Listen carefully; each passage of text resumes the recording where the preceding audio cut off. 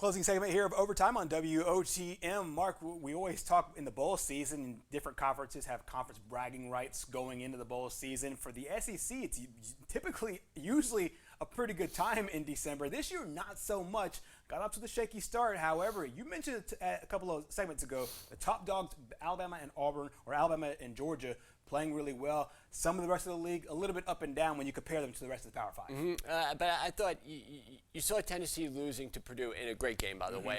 It could have gone either way. But then you saw Kentucky and Arkansas kind of get the SEC back on track. They were 1-5 at one point. Right. And to me, the biggest shocker was Ole Miss getting their lunch handed to them by Baylor. So that I didn't expect to happen. But overall in the SEC, it was top-heavy this year.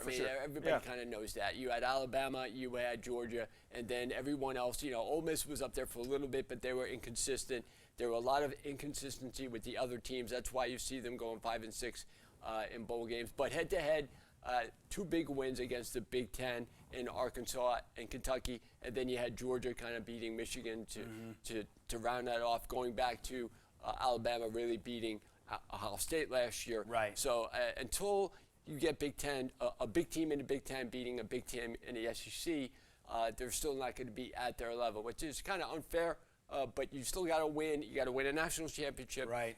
Overall, now we have two SEC teams playing for the national championship for the second time in 4 years. Right. So I think that's why the SEC has a reputation they do. Exactly. I think this year's a little bit more skewed to the very, very top of this league instead of everybody else in the middle. It's kind of playing out that way in the bowl games. Meanwhile, let's go over to the NFL, and the playoff picture has been a little bit difficult to make sense of because we keep having random games as far as random upsets and whatnot. Let's start in the AFC picture. Not necessarily clear, but a little bit more clear after the games yesterday. What's your takeaways from what we've seen right now going into the last week of the regular season? Well, what have we seen all year? You have the top dog, they get knocked off. Then another team replaces them. So you've had Tennessee, Kansas City, Cincinnati, all at previous times this year being the best team. Right. Tennessee loses to the Jets. Kansas City loses. Cincinnati loses to the Jets. Then you have Buffalo losing to the Jaguars. Right. And then, the Patriots are up there.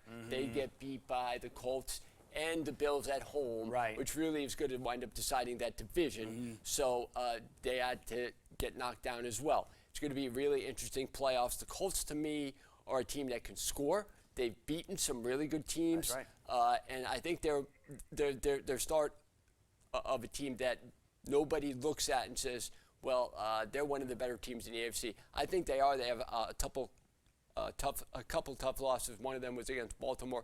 You don't see Baltimore in here. Yeah. And I think that's a big surprise, too.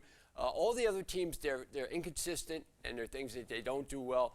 But you look at the fact that Kansas City is the two-time defending AFC champion, so it's kind of hard to not say that they're the favorite going in. Exactly. Last 15 seconds we'll spend on the NFC. Just a little bit clearer here with Green Bay still staying atop there, kind of the top dogs in this conference. Yeah, but Tom Brady, defending champion, That's right.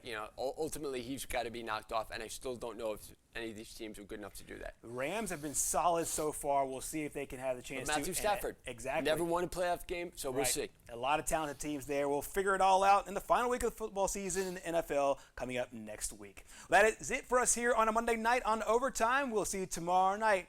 Come back, we'll see us.